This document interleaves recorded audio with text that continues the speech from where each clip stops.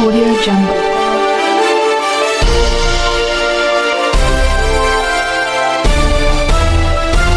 Audio Jungle. नमस्कार, स्वागत है आपका एसपी न्यूज में। महापौर दीपक बाली ने सोमवार को प्रेस वार्ता कर मौजूदा हालातों पर सख्त तेवर दिखाए। उन्होंने 21 सितंबर को मोहम्मद अली खां इलाके में बिना अनुमति निकाले गए आई लव मोहम्मद जुलूस के दौरान फैली अराजकता पर स्पष्ट संदेश दिया कि नियम और व्यवस्था से खिलवाड़ किसी भी हालत में बर्दाश्त नहीं किया जाएगा। महापौर ने कहा कि पुलिस पर हमला करने, वाहनों में तोड़फोड़ करने और शहर का माहौल बिगाड़ने वालों के खिलाफ तुरंत कार्रवाई की गई है। 7 उपद्रवियों को पुलिस ने दबोच लिया है, जिनमें मुख्य साजिशकर्ता भी पकड़ा गया है, जबकि अन्य आरोपियों की तलाश तेज कर दी गई है। उन्होंने साफ कहा कि प्रदेश में मुख्यमंत्री पुष्कर सिंह धामी की सरकार कानून व्यवस्था पर कोई समझौता नहीं करेगी और जो भी लोग वातावरण खराब करने का प्रयास करेंगे उनके खिलाफ सख्त कदम उठाए जाएंगे। साथ ही उन्होंने नागरिकों से अपील की कि वे किसी भी तरह की अफवाहों पर ध्यान न देकर शांतिपूर्ण माहौल बनाए रखें। ई रिक्शा चालकों के आंदोलन को लेकर भी महापौर दीपक बाली ने दृढ़ रुख दिखाया।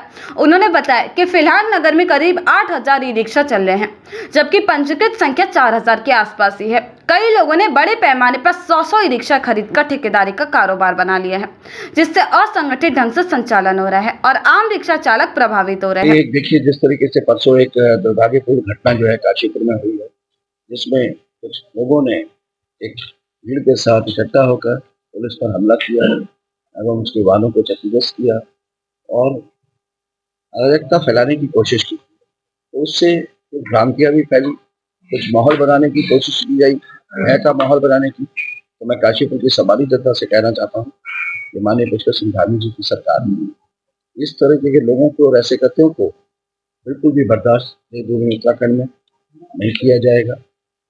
तो इस घटना के तुरंत बाद जो माहौल बनाने की कोशिश की गई थी, उससे बिल्कुल भी भयभीत होने का कोई जरूरत नहीं है। प्रशासनिक अधिकारियों ने तुरंत कार्रवाई करते हुए रात में ही कार्रवाई करनी शुरू की और कल तक मुख्य आरोपी के साथ 7 लोगों को गिरफ्तार किया है। उसके अलावा भी जो लोग इसमें इन्वॉल्व हैं, उन सभी को उचित धाराओं में मुकदमा दर्ज करके गिरफ्तार किया जाएगा और इस तरीके से जनता पे दोबारा से वो इस तरीके का समाज विरोधी कोई भी कृत्य ना कर सके, ऐसी कार्रवाई करी जाएगी। साथ ही साथ जो लोग अवैध तरीके से अवैध कब्जों में संलिप्त हैं, सरकारी जमीनों पर बैठे हैं, उन सब लोगों के खिलाफ भी सख्त से सख्त कार्रवाई की जाएगी।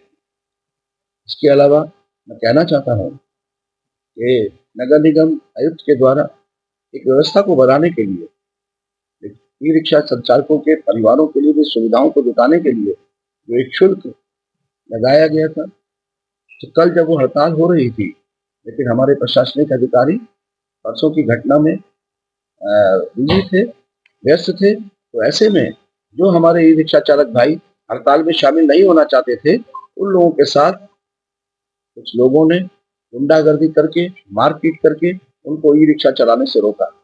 मैं कहना चाहता हूँ कि अगर किसी को भी इस व्यवस्था से ऐतराज है, तो वो लोकतांत्रिक तरीके से अपना विरोध प्रकट करे, लेकिन जो लोग इस तरीके की हड़ताल में जो हमारे ई रिक्शा चालक शामिल नहीं होना चाहते हैं, उनको मारपीट करके ई रिक्शा चलाने से रोका जाएगा, गुंडाई की जाएगी, ये भी बिल्कुल बर्दाश्त नहीं होगा।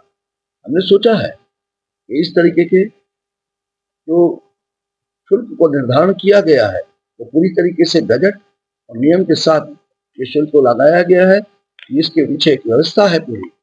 बताना चाहता हूँ कि जिससे कि हम उनके लिए हेल्थ कैंप, हम उनके लिए मुफ्त इलाज की व्यवस्था, जगह पर खड़े होने के लिए उनके लिए शेड, पीने के पानी और कई व्यवस्थाओं को उनके लिए करना चाहते हैं और इसीलिए उनका सहयोग काशीपुर के लिए मांगा जा रहा है। लेकिन मैं आपके संज्ञान में एक बात और डालना चाहता हूँ कि आज लगभग 4200 के आसपास ARTO ऑफिस में ई रिक्शा रजिस्टर्ड है, लेकिन बताया जा रहा है और जो पता भी कराया गया कि कम से कम 8,500 से 9,000 ई रिक्शा शहर भर में संचालित हो रही है। तो ये 4,000 लोग ये कौन है, कहाँ से आए हैं, तो क्यों ये संचालन कर रहे हैं, किसके कहने पर कर रहे हैं?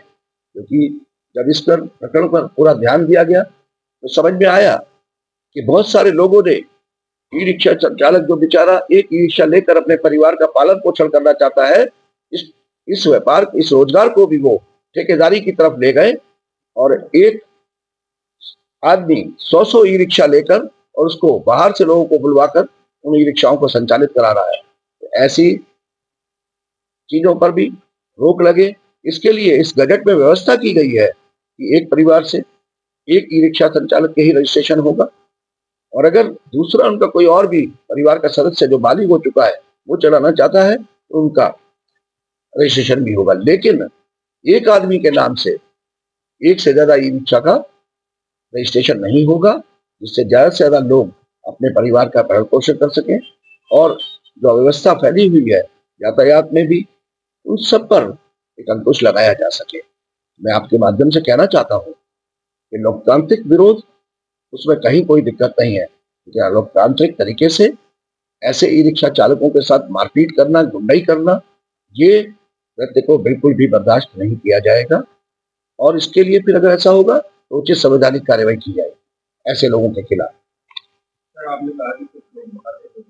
देखिए, जब एक बार रजिस्ट्रेशन हो जाएगा, मैं आपको बताना चाहता हूँ कि कल से 24 तारीख से 8 तारीख तक जो नगर आयुक्त के द्वारा ई रिक्शा संचालकों से शुल्क की व्यवस्था बनाई गई है, वो 8 तारीख तक सबके रजिस्ट्रेशन नगर निगम प्रांगण में टैक्स विभाग में होंगे।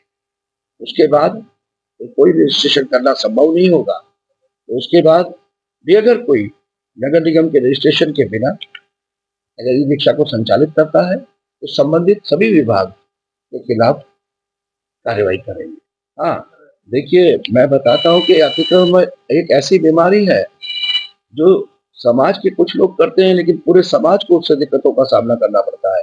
आपने वर्षा काल में भी देखा, हमने लोगों से कई जगह पर अपील करके, निवेदन करके नालों के ऊपर से अतिक्रमण को स्लैब के रूप में करे गए, खोखे के रूप में करे गए, दुकान के रूप में करे गए अतिक्रमणों को हटाया, जिससे कि वर्षा काल में एक ऐसी व्यवस्था बनी कि इस बार काशीपुर के अंदर, शहर के अंदर, बाजार के अंदर और कुछ ऐसे हिस्सों में ना के बराबर जलभराव हुआ।